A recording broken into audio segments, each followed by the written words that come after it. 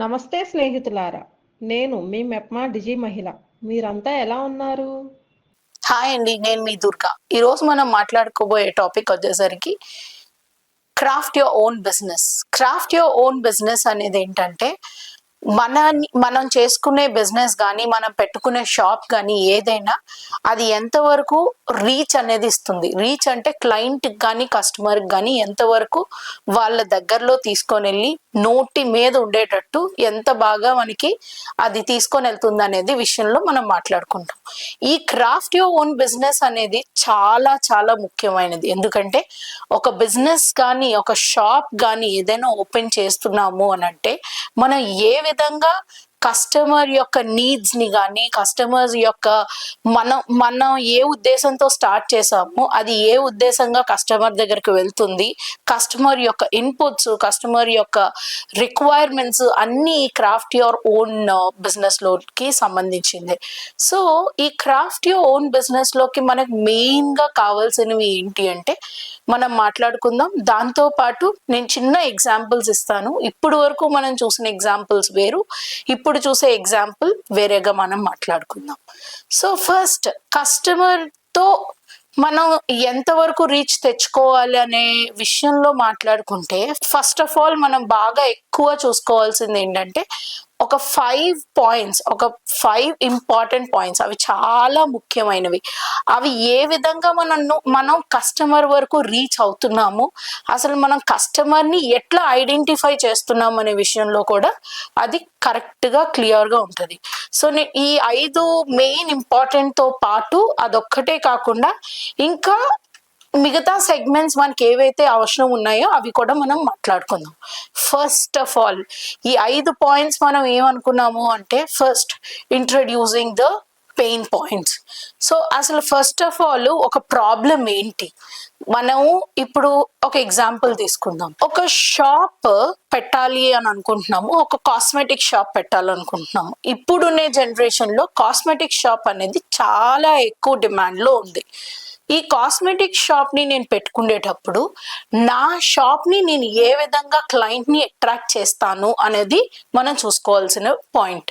So first of all client ని ఏ విధంగా attract చేసుకుంటాం, క్లయింట్ యొక్క పెయిన్ పాయింట్ ఏంటి, అసలు క్లయింట్ ఏ విధంలో కాస్మెటిక్స్ పార్ట్ లోని ఇబ్బంది పడుతున్నాడు అనేది చూద్దాం. ఇప్పుడు నేను ఒక షాప్ ఓపెన్ చేశాను. ఆ షాప్ పేరు బ్లూమ్స్ అండ్ ఫ్యాషన్స్ అని అనుకుందాం, లేకపోతే బ్లూమ్స్ అండ్ బ్లాసమ్స్ అని అనుకుందాం. మనం ఒకటి అనుకునేటప్పుడు అది వచ్చేసరికి ఏమవుతుందంటే, ఆ బ్లూమ్స్ అండ్ బ్లష్ లోని నేను ఏంటి ఐడెంటిఫై చేశాను. ఇప్పుడు మనం ఒక ప్రోడక్ట్ ని కొన్నాము, ఆ ప్రోడక్ట్ ని ఏ విధంగా కొంటాము, మనం ప్రోడక్ట్ ని ఫస్ట్ టెస్ట్ చేస్తాము. ఒక డ్రెస్ కొనుక్కున్నాం అనుకోండి, అది దాన్ని ఏ విధంగా కొనుక్కుంటాం, ఒక షాప్కి వెళ్తాము, డ్రెస్ ట్రయల్ వేస్తాము, నాకు అది సరిపోయిందో లేదో చూసుకుంటాము, ఆ మెజర్మెంట్స్ బాగున్నాయో లేదో చూస్తాం, క్వాలిటీ చూస్తాం, అది ఎన్ని రోజులు వస్తుందో చూస్తాం, ఇవన్నీ చూస్తాం.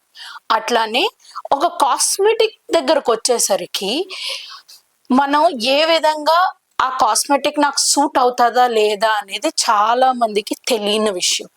చాలా మంది కాస్మెటిక్స్ కొనుక్కుంటారు, కొంతమంది కొన్ని రోజులు వాడతారు, కొంతమంది వాడరు. అది ఎందుకు వాడట్లేదు అని అంటే, ఫస్ట్ వాళ్ళ దగ్గర నుంచి వచ్చే కామన్ ఆన్సర్ ఏంటంటే, నా స్కిన్ కి అది సెట్ కాలేదు, లేదు నా స్కిన్ కి అది పడలేదు, లేకపోతే నాకు మేకప్ సూట్ అవ్వలేదు అని అంటారు. సో ఫస్ట్ ఆఫ్ ఆల్ అక్కడ నేను ఇంట్రడ్యూస్ చేసుకునే ప్రాబ్లం ఏంటంటే, నేను అది నాకు తెలిసింది ఏంటంటే, చాలా మందికి అది ఏ విధంగా ఎలాంటి ప్రోడక్ట్ అనేది సెలెక్ట్ చేసుకోవాలనే విషయం వాళ్ళకి తెలియటం లేదు. సో ఇప్పుడు మనం ఏం చెయ్యాలి, అది మన first step, introducing the problem. చాలా వరకు ఈ మధ్యన అందరూ ఆన్లైన్ మీద డిపెండ్ అయ్యే ఉంటున్నారు. అలాగని మనం ఆన్లైన్ లో అమ్మకూడదు అంటే, మనము అమ్ముతాం, but on a different perspective. ఒక పర్స్పెక్టివ్ ఒకలాగా ఉంటుంది, నెక్స్ట్ ఏమొచ్చి మనం ఏ విధంగా ఆ రీచ్ అనేది తీసుకొని వెళ్తాము అనేది మనం మాట్లాడుకుందాం.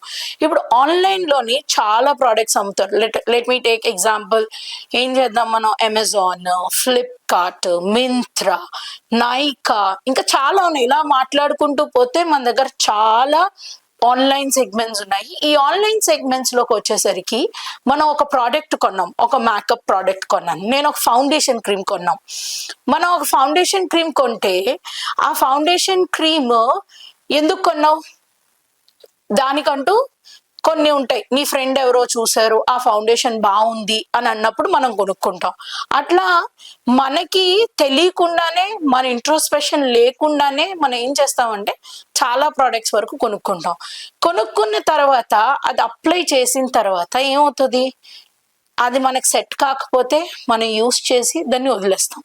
సో ఇప్పుడు మనం ఒక కాస్మెటిక్ షాప్ పెట్టుకునేటప్పుడు మనం ఏ విధంగా ఆ ప్రాబ్లమ్ ని హైలైట్ చేస్తాము అనేది మనం చూసుకోవాలి.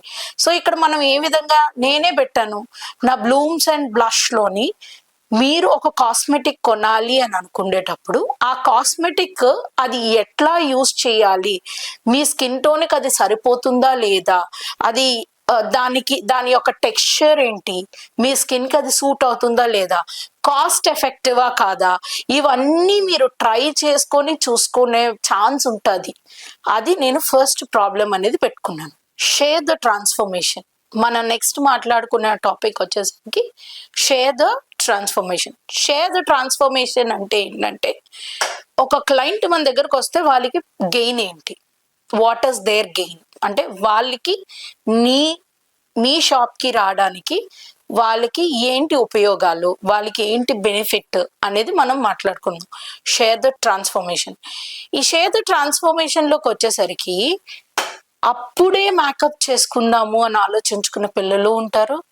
మేకప్ చేసుకోవాలి వాళ్ళ జాబ్ రిలేటెడ్ కానీ, లేకపోతే అక్కడున్న కాలేజ్కి వెళ్ళేసరికి వాళ్ళు కొద్దిగా డిఫరెంట్ గా కనిపించడానికి కానీ చాలా మంది ఉంటారు. సో వాళ్ళని ఏ విధంగా మనం అట్రాక్ట్ చేసుకుంటాము అనేది కూడా మనం చూసుకోవాలి.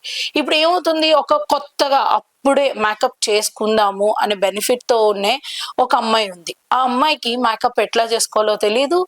సరే, ఆమెకి ఆ ఇంట్రెస్ట్ ఉంది. దాన్ని ఏ విధంగా పిల్ల మేకప్ అనేది సెట్ అవుతుంది, తన స్కిన్ టోన్ కి సెట్ అవుతుందా లేదా, ఏ కలర్ తీసుకోవాలి, ఏ కలర్ లిప్స్టిక్ వాడాలి, ఎటువంటి ప్రోడక్ట్స్ వాడాలి, ఏ ప్రోడక్ట్స్ మంచివి, ఏది మంచిది కాదు అనేది అసలు జీరో నాలెడ్జ్ ఉందన్నమాట. అప్పుడు మా షాప్ ఏ విధంగా బెనిఫిట్ అవుతుంది. సో ఎప్పుడైతే తనకు ఆలోచన వస్తుందో, మన షాప్ పేరు అనేది గుర్తుండాలి. నా షాప్ పేరు ఏంటి? Blooms and blush. ఈ బ్లూమ్స్ అండ్ బ్లష్ అనేది ఏ విధంగా ఆ క్లయింట్ కి హెల్ప్ చేస్తుంది అని, ఆ క్లయింట్ కి ఏ విధంగా హెల్ప్ చేస్తుంది అంటే, ఫస్ట్ ఆఫ్ ఆల్ తను రాగానే తన స్కిన్ టైప్ తను తెలుసుకుంటుంది. ఆ స్కిన్ టైప్ లో తన లుక్ ఏంటి, డస్కీ లుక్కా లేకపోతే బ్రౌన్ కలరా, లేకపోతే పేల్ వైటా, లేకపోతే ఎల్లో వైటా, ఏ కలర్ స్కిన్ టోన్ తందుంది. సో ఫస్ట్ స్టార్ట్ చేయవలసిన ప్రాసెస్ ఏంటి, ఫస్టే తను మాయిశ్చరైజర్ అప్లై చేసుకోకుండా తను ఒక నార్మల్ ఫౌండేషన్ అప్లై చేస్తే అది ఏ విధమైన లుక్ వస్తుంది అనే విధంలో నేను మాట్లాడితే, ఆ క్లయింట్ నెక్స్ట్ టైం ఇంక ఎవరైనా కొత్తగా నేర్చుకుంటే వాళ్ళు రికమెండ్ చేస్తారు. చిన్న ఎగ్జాంపుల్ చెప్తాను చూడండి. మనం ఇప్పుడు ఒక బ్యూటీ పార్లర్కి వెళ్తున్నాం. ఒక బ్యూటీ పార్లర్కి వెళ్ళేటప్పుడు మనలో చాలా మంది వెళ్తాం.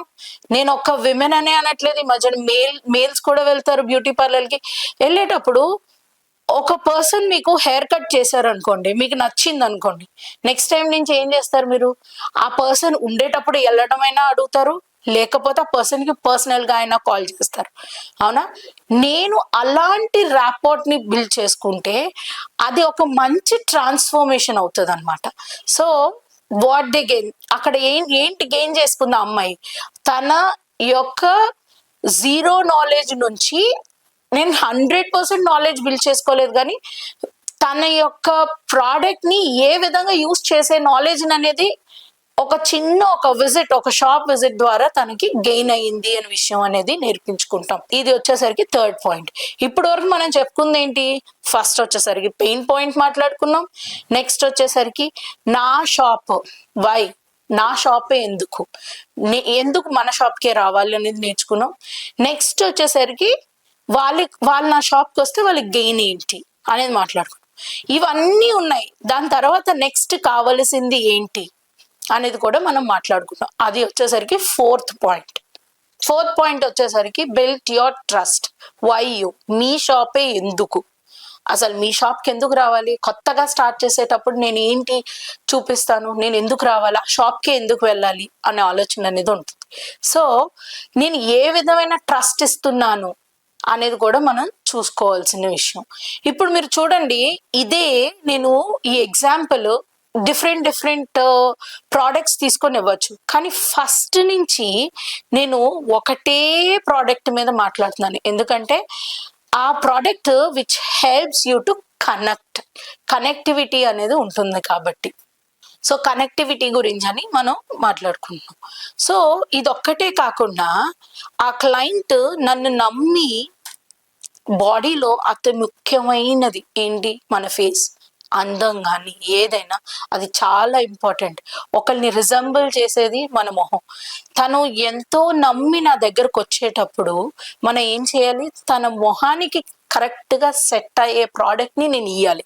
సో నేను ఏం చేస్తానంటే, ఒక మంచి సర్టిఫైడ్ ట్రైనర్ని, ఒక మంచి సర్టిఫైడ్ బ్యూటీషియన్ని తీసుకొని వచ్చి ఆ స్కిన్ టోన్కి, ఆ షేడ్కి అది సెట్ అవుతుందా లేదా అనే ఒక ఇది పెట్టుకున్నానంటే that will be a different when compare to other thoughts. ఈరోజు మీకు చిన్న ఎగ్జాంపుల్ చెప్తున్నాను చూడండి.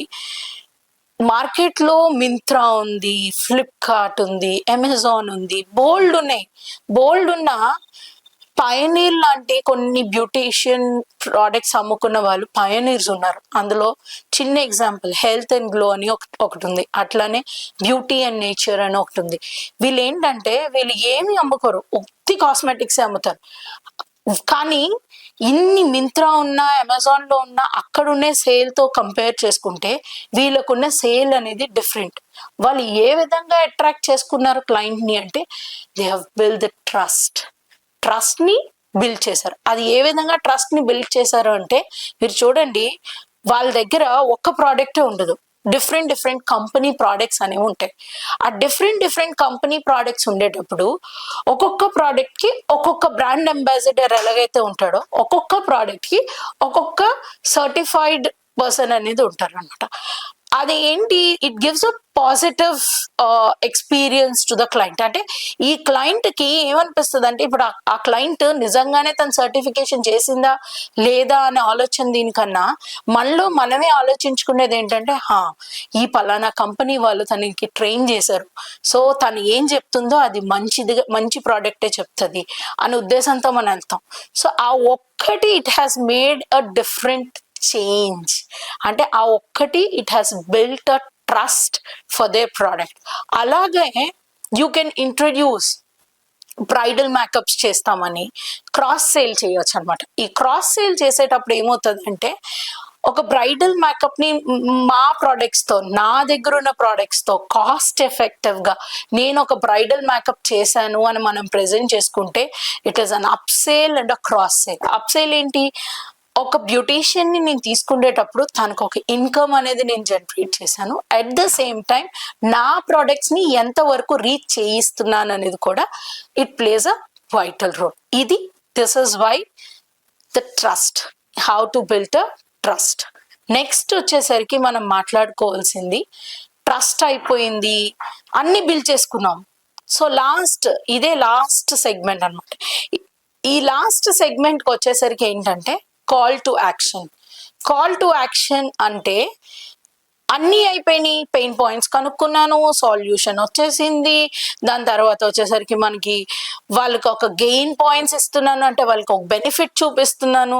అదొక్కటే కాకుండా నేను ట్రస్ట్ బిల్డ్ చేసుకున్నాను. ఇవన్నీ చేసుకున్న తర్వాత లాస్ట్ పాయింట్ నేను చేసుకోకపోతే దానివల్ల ఉపయోగమే ఉండదు. సో లాస్ట్ ఏంటంటే కాల్ టు యాక్షన్.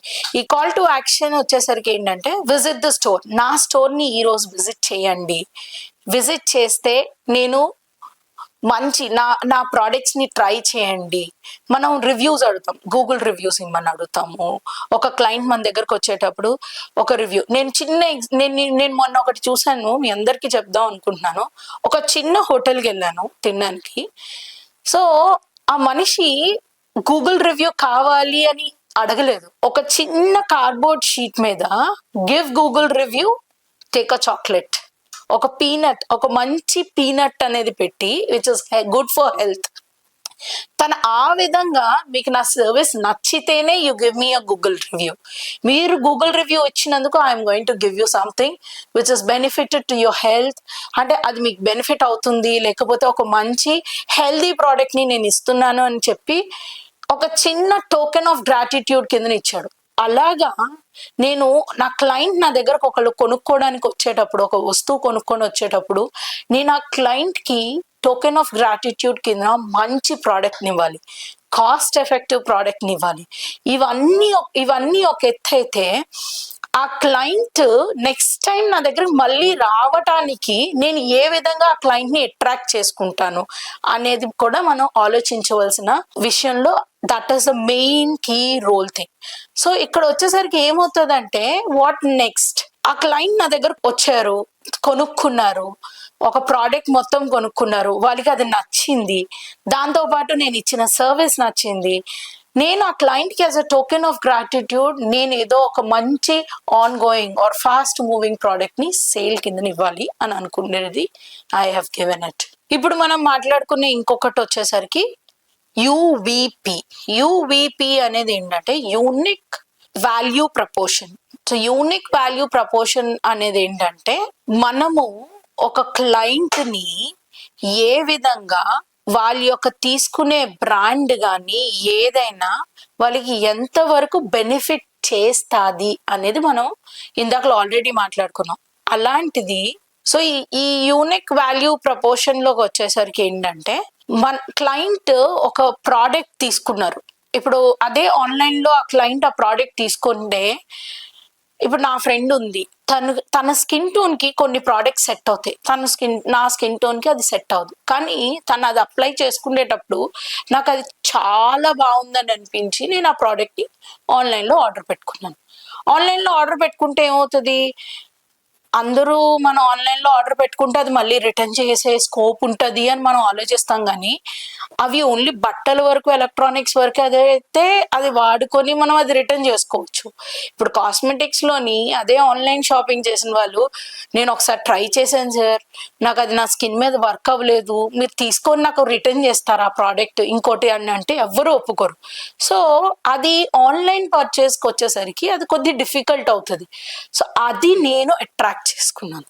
సో నేనేమంటానంటే, ఒక క్లయింట్ని మీరు నా షాప్కి రండి, మీరు వచ్చి మీ యొక్క షేడ్ని, మీకు ఆ ప్రోడక్ట్ సెట్ అవుతుందా లేదా, ఎందుకంటే నా షాప్లో ఒక్క బ్రాండ్కి సంబంధించినవి ఉండవు, చాలా బ్రాండ్స్ ఉంటాయి.